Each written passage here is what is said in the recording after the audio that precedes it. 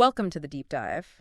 We're the place where we really try to plunge into the heart of complex issues and, untangle the narratives shaping our world. That's right. And today we're diving into a pretty high-stakes political moment.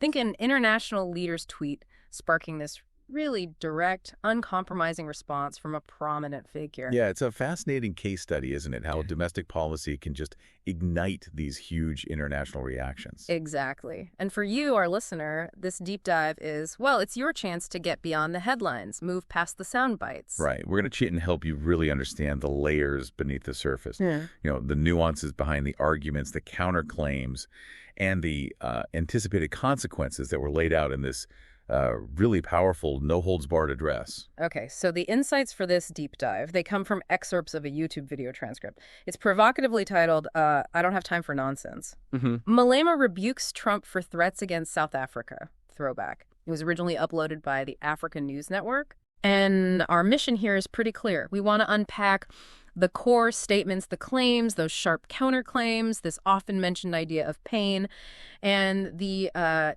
unique perspective on economic policy that's presented in this really direct commentary. Okay, so let's start right at the top then, because one of the most immediate things Malema tackles, like head on, is this whole contentious idea of white genocide in South Africa. Right. He just calls it absolute rubbish. Asserts pretty plainly that there's no white genocide here.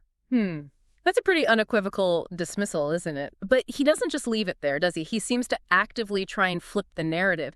How exactly does he counter that specific story? Precisely. Yeah, he pivots very quickly. He argues instead that there's black genocide in the USA where they're killing black people, and also he says black genocide here in South Africa where he claims black people are being killed all the time. Yeah. And then he brings up a recent case, I think, of a farmer sentenced to life for killing a farm worker. He uses that to highlight what he sees as an imbalance in how these incidents get reported. Yeah. Especially compared to cases involving white victims. So it's not just a flat denial. It feels like a strategic move, trying to undercut the sort of emotional and political leverage of those pushing that white genocide narrative. Yeah, that's a good way to put it. He's basically forcing the debate back onto his terms, the historical dispossession of land, the current realities of black poverty, rather than this idea of perceived white victimhood. He fundamentally shifts the ground of the argument. Absolutely. And what's really striking here is his insistence. He says there is no scientific evidence that points to any white genocide in South Africa. Right. So this isn't just like a political talking point for him. Right. It's a direct challenge to the whole premise and the narrative. He's pushing for an evidence-based discussion, even while he's making his own, strong counter-assertions. Okay, so having set out his stall on the domestic narrative, Malema didn't really shy away from the external pressures either, did he? How did he address that international reaction, specifically Donald Trump's tweet? Well, he dismissed it pretty bluntly. He actually said, I don't have time for nonsense. But what's insightful here, I think, is that he seems to view Trump's statement not as some kind of new threat, but really just echoing sentiments he says were already familiar, things he'd heard from white South Africans during public hearings on the land issue itself.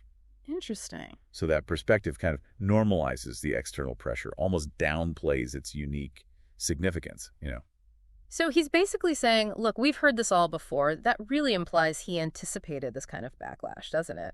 What does he signal about the EFF's readiness, their preparedness for this kind of international pressure? Oh, he certainly seems to have anticipated it. Yeah, he explicitly states, I expected this and more backlash is going to come. And he makes it very, very clear, if South Africans aren't prepared for sanctions and backlash, then, well, they shouldn't vote for the EFF. Because, I'm quoting him directly here, he says, we are going to expropriate land, and Donald Trump will come for us, and Britain will come for us, and the EU will come for us. It's a really stark warning of the consequences he believes are just inevitable. Yeah, it's a really strong statement of intent. Wow. And it almost feels like the external pressure actually fuels their resolve somehow. He makes it clear that EFF is not scared of these international forces. He even says they are more determined after the Donald Trump tweet to expropriate our land without compensation. Right.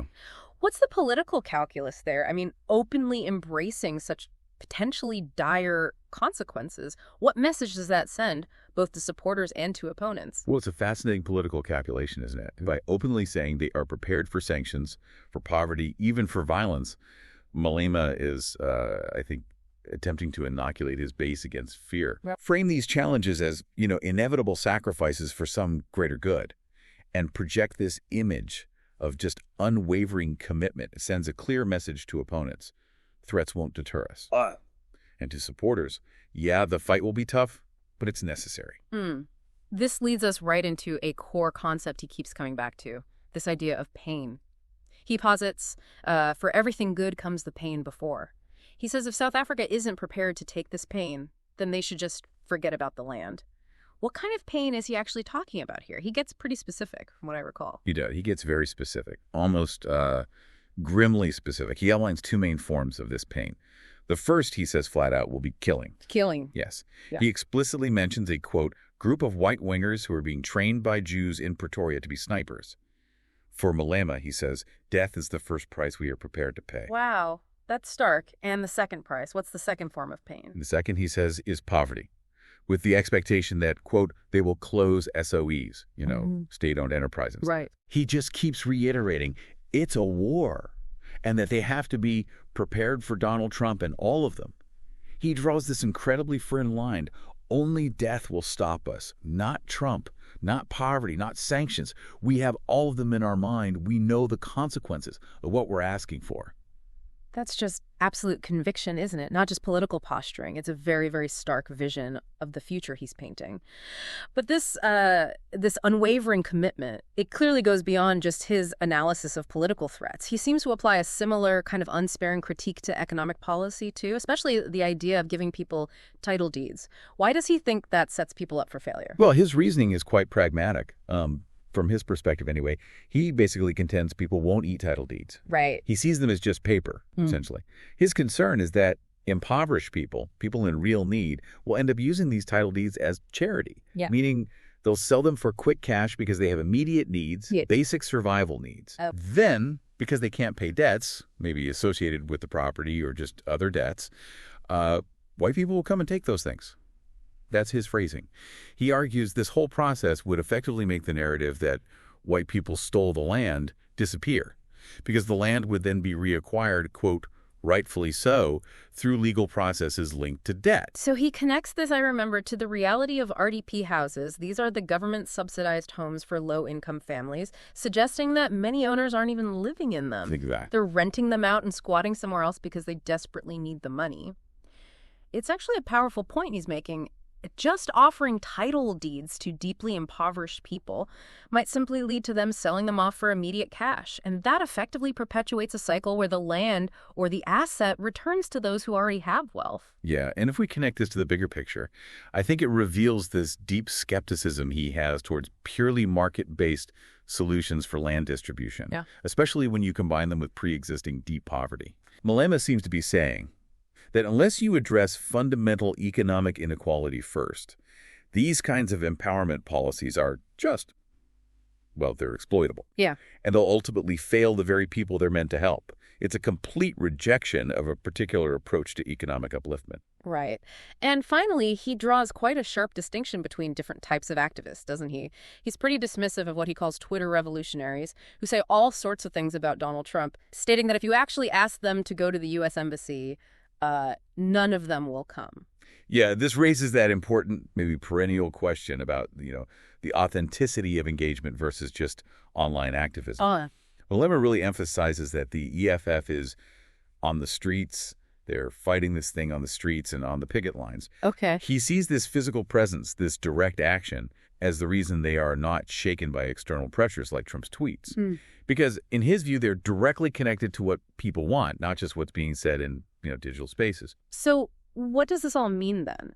For us, for you, the listener, trying to piece together Malema's vision here. I mean, from this deep dive, it seems pretty clear he presents this unwavering commitment to land expropriation without compensation. Absolutely unwavering. And this isn't just policy for him. It feels like a revolutionary conviction, one that he openly acknowledges will likely bring international backlash and potentially dire consequences from, as you said, literal death threats to national poverty and sanctions. Right. And at the same time, he firmly rejects that white genocide narrative. And he offers this really sharp critique of alternative empowerment models, like title deeds, seeing them as inherently flawed, exploitable, given the economic realities of the people involved. His consistent message, then, seems to be one of profound revolutionary change at almost any cost, where the anticipated suffering isn't actually a deterrent, but it's an expected, maybe even a necessary part of the process for him. Exactly. He dismisses what he sees as superficial political responses,